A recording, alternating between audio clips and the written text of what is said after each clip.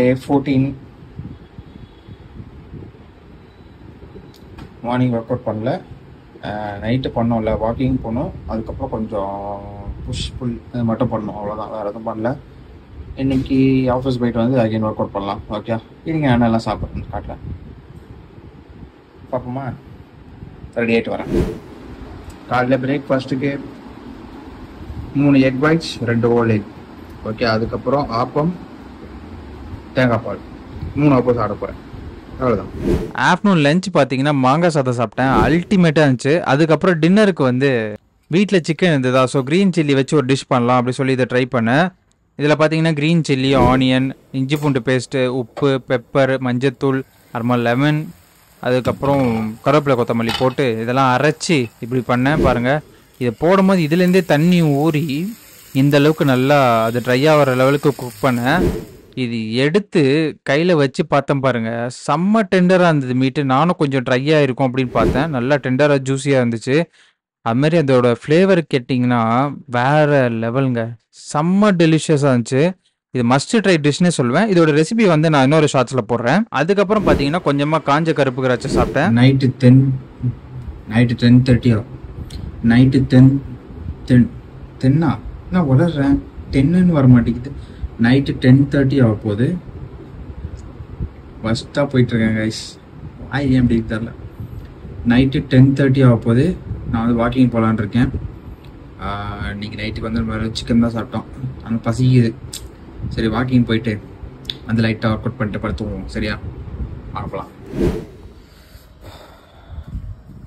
Walk போயிட்டு இருக்கேன், லைட்டாக கண்ணை கூசுது. நான் வாக் போயிட்டு வரேன். ஒரு 30 மினிட்ஸ் வாக் போயிட்டு வந்தேன். புஷ் புல் அவ்வளோதான். போ ஓகே. சும்மா பேசிக்காக ஜாயின்ஸுக்கு மட்டும் வார்ம் அப் பண்ணிவிட்டு புல்லப்ஸ் ஸ்டார்ட் பண்ணிட்டேன். புல்லப்ஸ் வந்து பார்த்தீங்கன்னா இன்றைக்கி ஒரு நல்ல ஃபார்ம்லேயே போட்டேன் பாருங்கள். ஸ்டார்டிங்கில் பண்ணும் போது ஒரு ஷோல்டர் லைட்டாக தூக்கிட்டு இருந்த மாதிரி இருந்தது. இப்போ ரெகுலராக பண்ண எல்லாம் கொஞ்சம் ஈவன் ஆகிடுச்சு.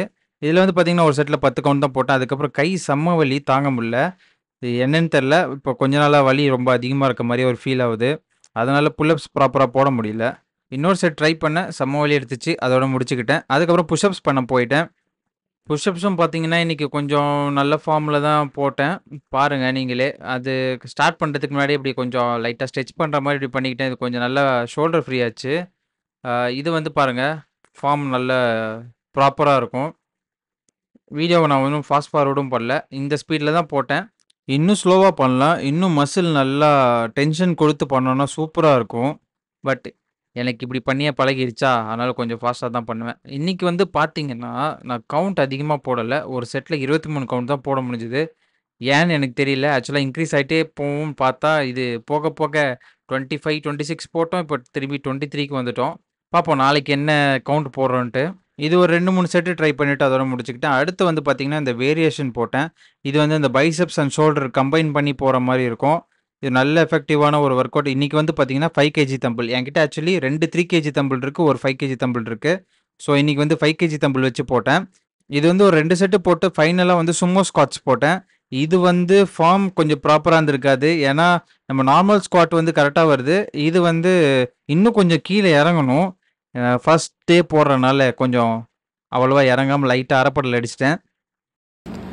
இதோட இன்றைக்கி முடிச்சுக்கலாம், நாளைக்கு பார்க்கலாம், பாய்.